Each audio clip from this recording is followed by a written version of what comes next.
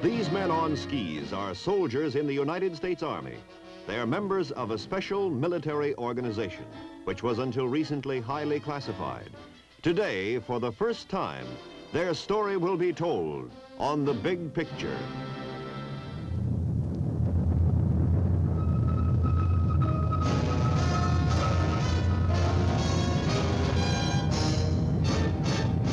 The United States Army presents The Big Picture, an official report produced for the armed forces and the American people.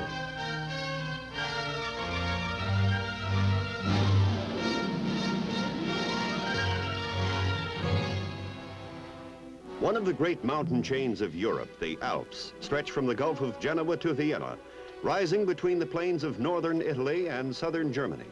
The town of Bad Tolz lies in an alpine valley near Germany's Swiss border. Here is the American Army's Flint Caserne, the home of the 10th Special Forces Group in Europe, until recently a secret military force.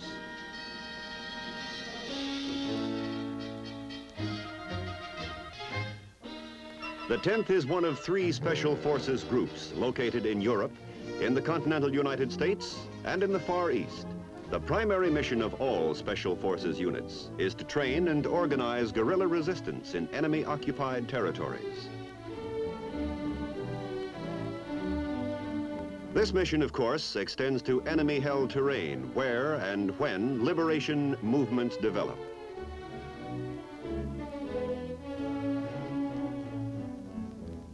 The role of the men of a Special Forces group is unique, and its members are uniquely trained and qualified to carry out their hazardous and adventurous assignments. Every man is a volunteer who has passed rigorous testing. The average Special Forces team is composed of 2 officers and 13 enlisted men. Every member of the team is first trained in a particular specialty: demolition expert, communication specialist, and the like.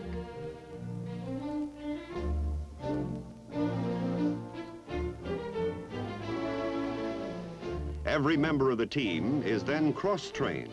Should the demolition expert on a team be injured or captured, every other member of the team could handle the missing man's assignment.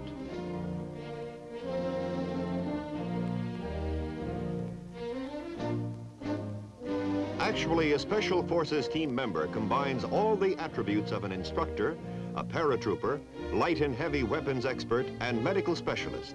Operating behind enemy lines in hostile territory, communications play a vital part in the working life of a team.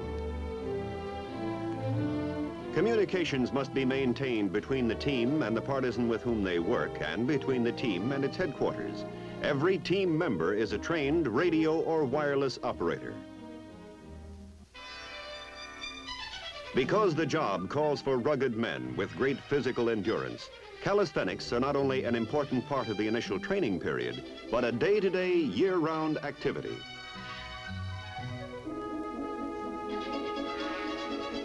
At least an hour a day is spent in muscle building. Periodic physical fitness tests guarantee that the team members are always in top shape.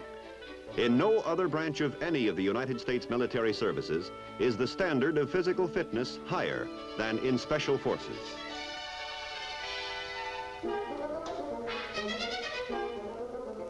Because the teams are trained as experts in guerrilla warfare, a thorough knowledge of judo is required of the men.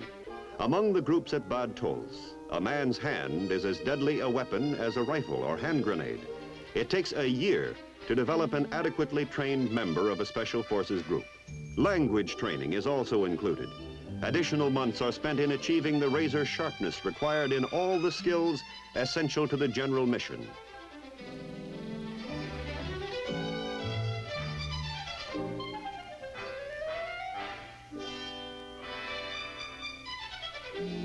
Although the study of underwater diving techniques is not a required part of the training program at Bad Tolz, 100% of the men here have volunteered to add skin diving to their list of specialties. Strong lungs are essential in mountain climbing, cross-country skiing, and any sort of airborne operation. Practice with aqua lungs helps to develop lung power. Underlying the entire Special Forces training program is the cardinal rule: learn to operate in any and all physical environments, in mountains, in snow, in the desert, the jungle, even underwater.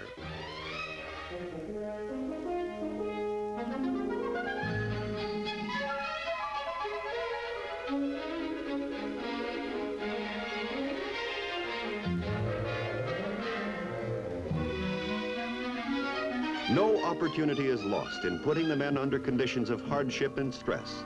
Practice in switching aqualungs underwater helps to develop a sense of discipline under artificially severe conditions. It also makes for calm nerves in times of crisis.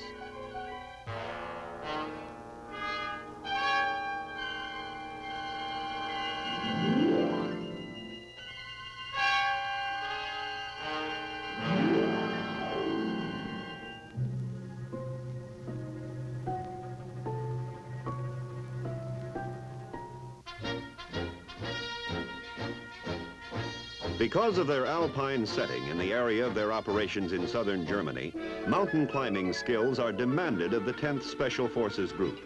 Muscles conditioned by rope climbing in the gymnasium are put into use here on a nearly vertical cliff face.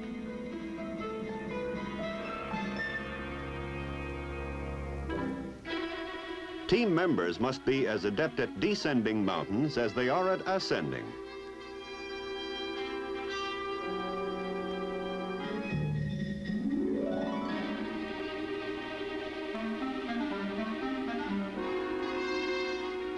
Although they are paratrooping mountain climbing skin divers, the incidence of accidents in Special Forces groups is no greater than that throughout the Army in general. This is solid evidence of the high degree of skill attained by these guerrilla warfare specialists.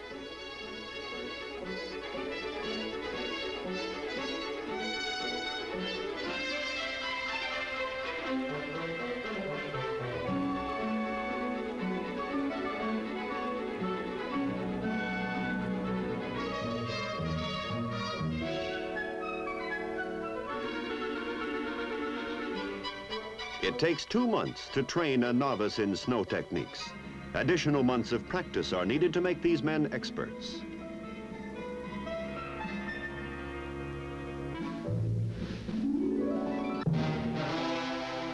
To develop endurance among the Special Forces teams, 20 or 30-mile cross-country hikes on snowshoes are routine.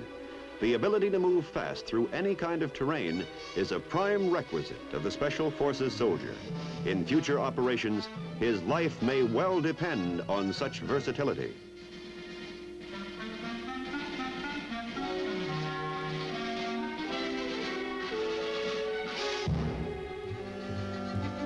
Every team member is taught the basics of first aid and emergency medical treatment. More than that, one member of the team is a medical specialist. His rating is far higher than that of the ordinary medic. He's qualified to perform simple operations in the field, such as an appendectomy.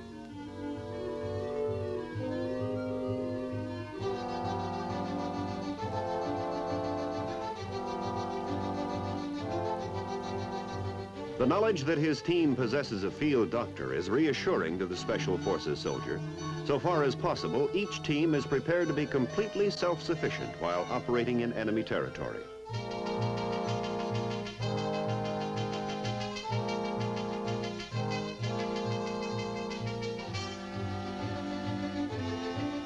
Although there are parachute rigging experts attached to the Special Forces group, every team member is also taught to rig a chute.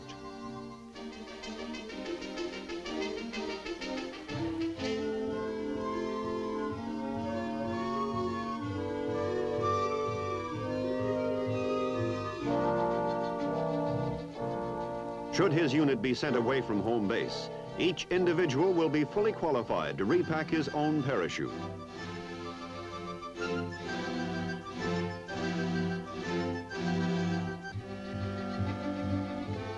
A thorough understanding of how his parachute works gives the jumper added confidence just before diving out of the plane into space.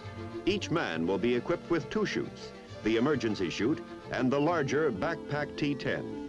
This is an improved model of the parachute worn by airborne troops in World War II.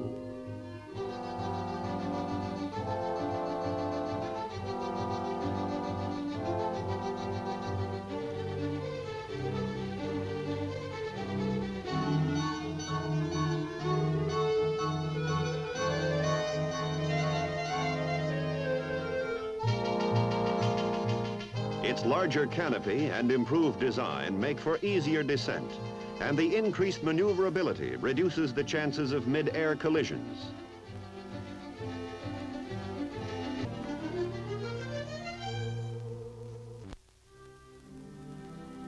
During field training missions, the many and varied skills of the Special Forces teams are put to test.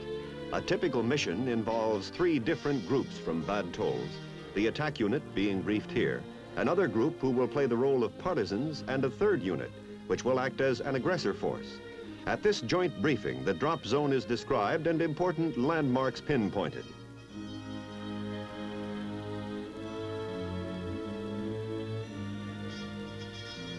Group leader First Lieutenant Thorne will describe the mission in his own words. At 0400 hours, my team, Killer Group Wolfhound, was shooted up and ready to board. Our mission was to meet with an underground partisan band and to help them destroy a vital railroad bridge in aggressor-held territory. The bridge was nestled in a narrow valley which the Air Force hadn't been able to bomb. Just getting to the bridge site was going to be tough enough. To really make things interesting, we'd been ordered to accomplish our mission within a limited time period.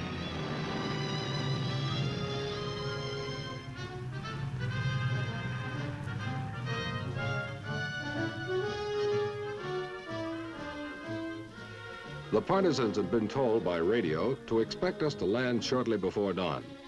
We were counting on their meeting us near the drop zone. At 0500, we were nearing the drop zone. From drop time, we had only 7 hours with a lot to do.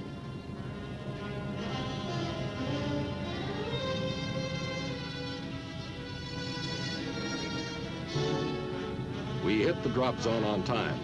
So far, so good.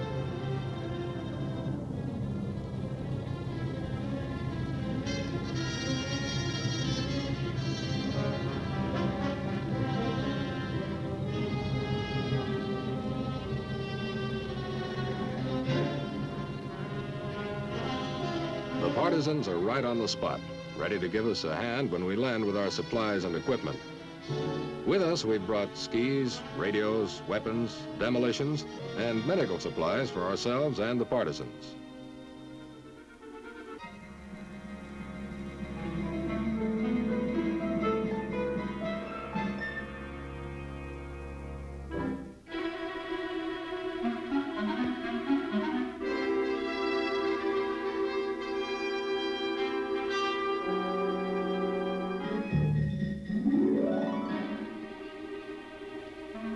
Because the enemy forces no partisans are operating in this area, we can't waste time out in the open. The mountains will give us the cover and concealment we need. By ski, we head for our first destination, partisan headquarters, a few kilometers up the mountainside.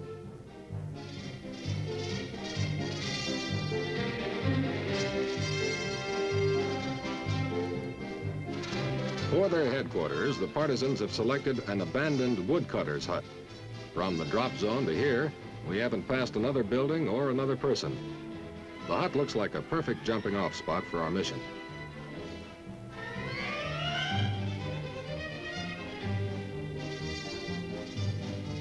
The partisan leader in the beret goes under the cover name of Eric.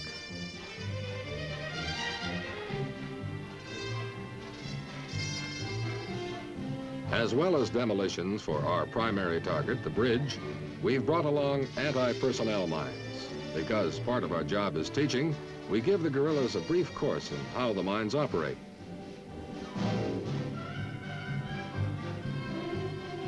All but 2 of Killer Group Wolfhound will be heading for a highway near the bridge. They'll plant the mines there as a diversion, while 2 of us with the partisans hit the key target.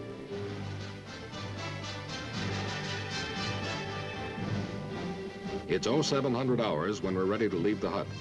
5 hours left to complete the mission. And according to Eric, who speaks English and German, we've got nearly 20 kilometers of rugged country to cover in that time. Eric also tells us that the bridge will probably be heavily guarded.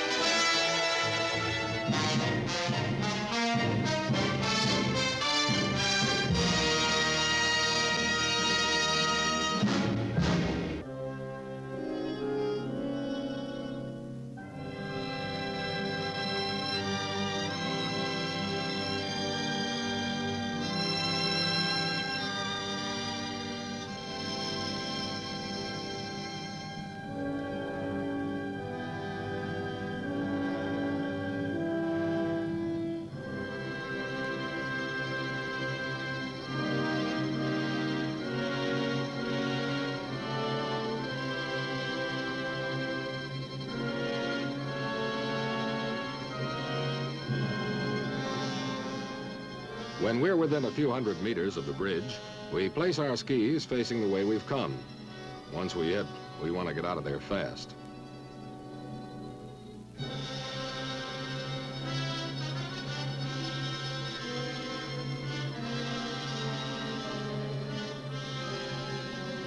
The time is now 11:45 hours. The cross-mountain hike took longer than either Eric or I figured. Now we have less than 15 minutes to line up our operation, strike, and be on our way.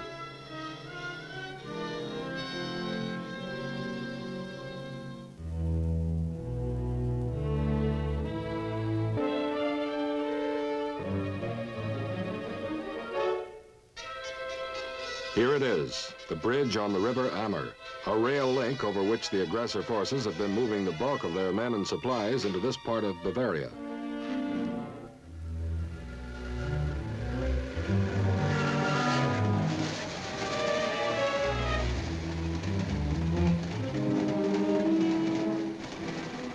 And, as warned, the bridge is heavily guarded. After discussing the bridge structure and demolition capabilities with me, Eric, the partisan leader, outlines the plan of attack to his men. They'll split into two groups, one for the guards, the other to ready the M3 explosive charges and wiring.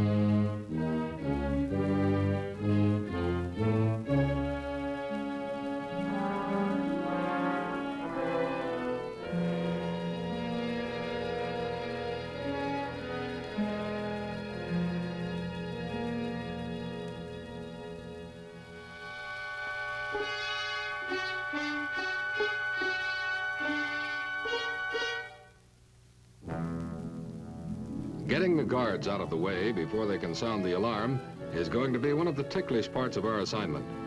If the rest of my team and the other partisans have done their job, a large part of the aggressor's forces will be off on a wild goose chase. But those aggressors remaining at the command post are still too close for comfort, just up the hill beyond the bridge. We can't make a sound until we actually blow the bridge.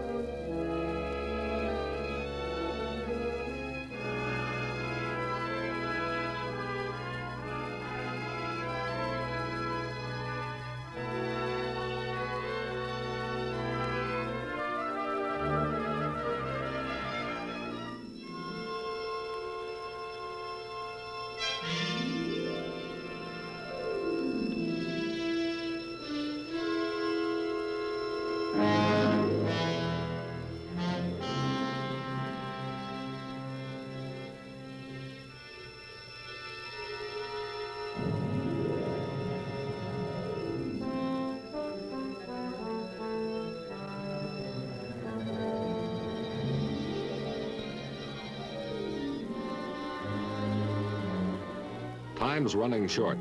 If we're going to meet the timetable laid down by the command at Bad Tolz, less than 8 minutes.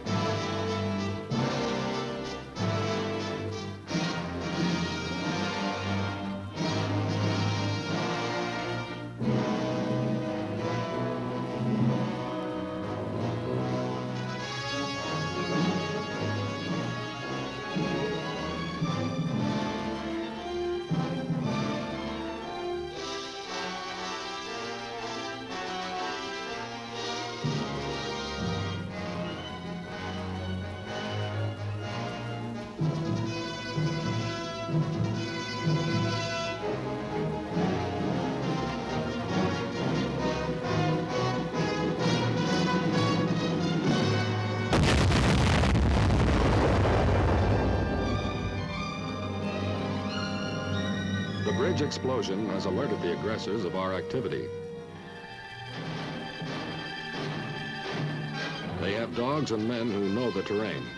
Should they overtake us, our mission will only be partly successful. We've got to move fast and keep distance between them and us.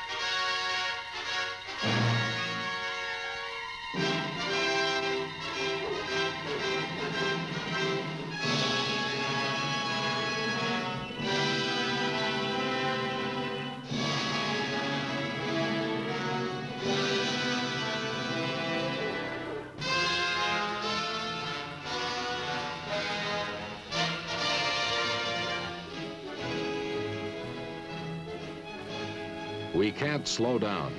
This is when our endurance and training must pay off. Eric can still see aggressor patrols in close pursuit.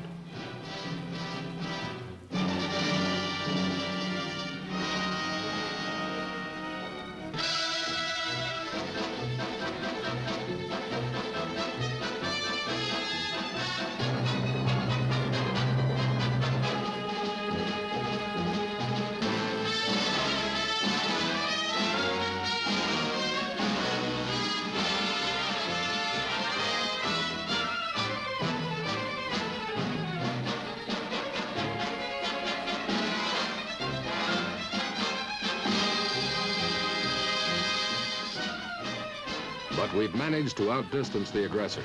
They'll be forced to withdraw and give up the chase.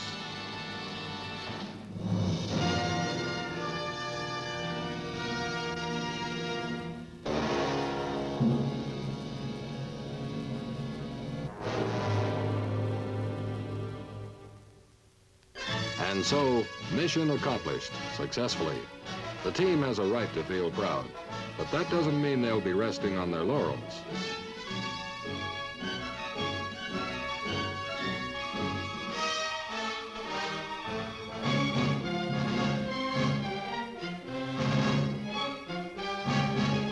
And finally, home again.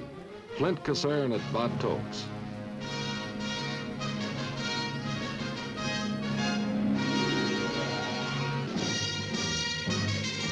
Tomorrow, they'll be out for more training, climbing mountains or making practice jumps.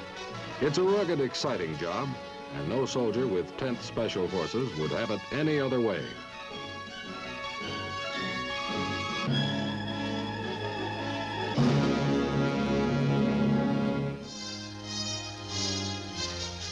The Big Picture is an official report for the armed forces and the American people.